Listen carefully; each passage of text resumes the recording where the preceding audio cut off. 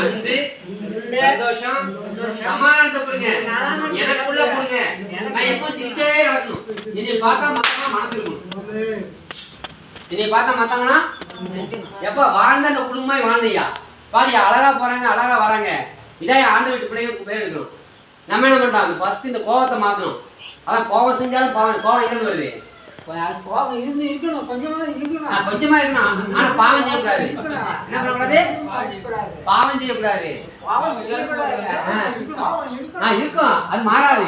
என்ன சுவாபம் இன்னைக்கு மாதையன் அதெல்லாம் கரெக்டாக சொல்றாரு. கோவம் இருக்கணும், அது இருக்காது, மாறாதுன்ட்டா அவரே சொல்றாரு. அப்போ கோபம் மாறாது. ஆனால் கோபம் மாறணும், அடக்கணும்.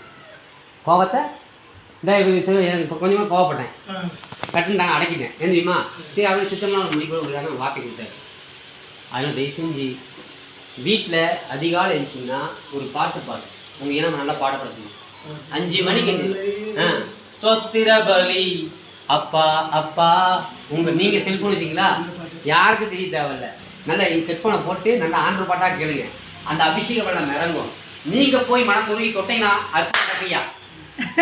இந்த ஒரு பெரிய மாற்றையா.